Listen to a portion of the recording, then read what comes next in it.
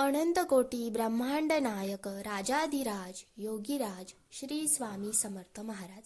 नमस्कार मंडळी. स्वामी माझे कल्पतरू या यूट्यूब चॅनलवर सर्वांचे खूप स्वागत. स्वामी सेवेत आल्यानंतर स्वामींचा मंत्र जप करायला आपण सुरुवात तर केली, पण यापुढे काय करायचे, कोणती सेवा करायची हेच आपण या व्हिडिओमधून जाणून घेणार आहोत. त्यासाठी व्हिडिओ शेवटपर्यंत पहा आणि स्किप करू नका, म्हणजे तुम्हाला प्रश्नाचे उत्तर चांगल्या प्रकारे मिळेल. स्वामी सेवेत स्वामींच्या मंत्र जपाला ज्याप्रमाणे अनन्यसाधारण महत्त्व आहे, त्याप्रमाणे अजून एक महत्त्वाची सेवा म्हणजे पंचमहायज्ञ. पंचमहायज्ञ ही खूप सोपी गोष्ट आहे, फक्त समजून घेणे गरजेचे आहे. रोज घरच्या घरी हा पंचमहायज्ञ आपल्याला करता येतो. हा पंचमहायज्ञ घरातील स्त्रीने करायचा असतो. हा पंचमहायज्ञ केल्याने कुटुंबाच्या पुण्याईत भर पडून त्या कुटुंबाची जबाबदारी स्वतः स्वामी घेतात. कुटुंबाचे संरक्षण करतात, संगोपन करतात.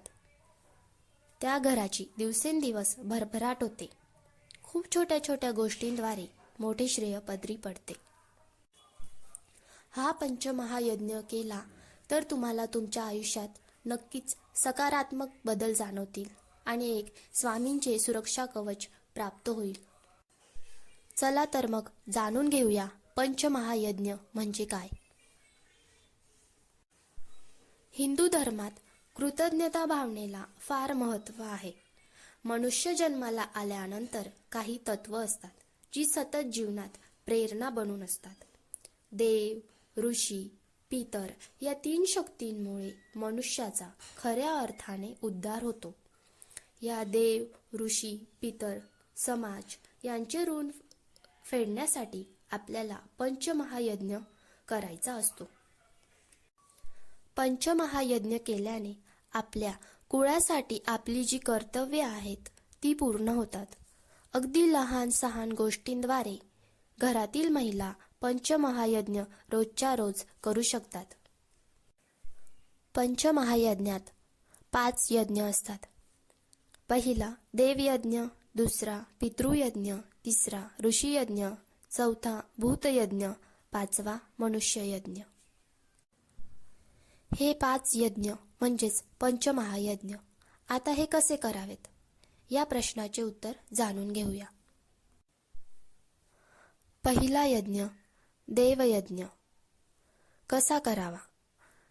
देवांचे ऋण फेडण्यासाठी व कृपा होण्यासाठी देवयज्ञ करायचा असतो. त्यासाठी रोज अग्नीला तुपाची आहुती देऊन संतुष्ट करायचे असते. त्यासाठी घरातील महिलेने एखादा रद्दी कागद घेऊन त्यावर 2 थेंब गाईचे तूप टाकावे आणि तो कागद आग्नेय कोपऱ्यात जाळावा. तसेच 3 वेळा गायत्री मंत्र म्हणावा.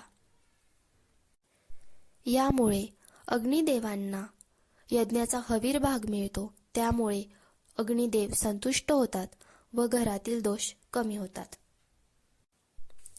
दुसरा यज्ञ म्हणजे पितृयज्ञ.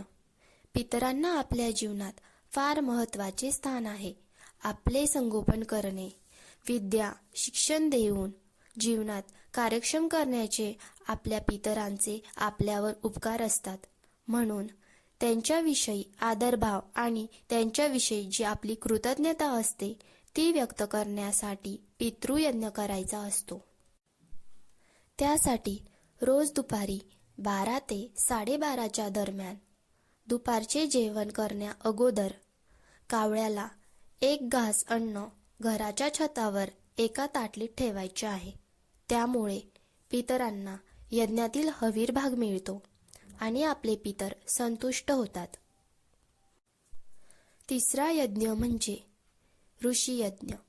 शेकडो वर्ष तपश्चर्या करून वेदग्रंथांमधील अमूल्य ज्ञान ज्यांनी आपल्याला दिले, ही समाज रचना घडवली, ते आपले थोर ऋषी मुनी. त्यांचे ऋण फेडण्यासाठी ऋषीयज्ञ करायचा आहे. खूप सोपी गोष्ट आहे. त्यासाठी आपल्याला स्वयंपाक करताना गायीसाठी रोज 1 पोळी बनवून गोमातेला खाऊ घालायची आहे. त्यामुळे ऋषी यज्ञ तर होईलच, सोबतच आपले 33 कोटी देव देखील संतुष्ट होतील. कारण आपल्या सर्वांनाच ठाऊक आहे की गायीमध्ये 33 कोटी देवांचे वास्तव्य असते. त्यासाठी आपल्याला घरात कोपऱ्यांमध्ये कुठेही मुंग्या दिसल्या की त्यांना 2 चिमूट साखर टाकायची आहे, म्हणजे आपला भूतयज्ञ होतो. मुंग्या लाल किंवा काळ्या असे काही नाही, ज्या मुंग्या दिसतील त्यांना साखर टाकायची आहे. 5वा यज्ञ म्हणजे मनुष्य यज्ञ. त्यासाठी आपल्याला खूप काही करायचे आहे असे नाही. एखादी व्यक्ती आपल्या घरी आली की तिला चहा, नाश्ता असे करावे. तसेही नाही झाले तर एखाद्या लहान मुलाला किंवा मुलीला बिस्किट, चॉकलेट असे दिले तरी चालते. अशा प्रकारे पंचमहायज्ञ करण्याची खूप सोपी सेवा आहे. या गोष्टी करा, तुम्हाला नक्कीच आयुष्यात सकारात्मक फरक जाणवेल. झालेली सेवा मी स्वामींच्या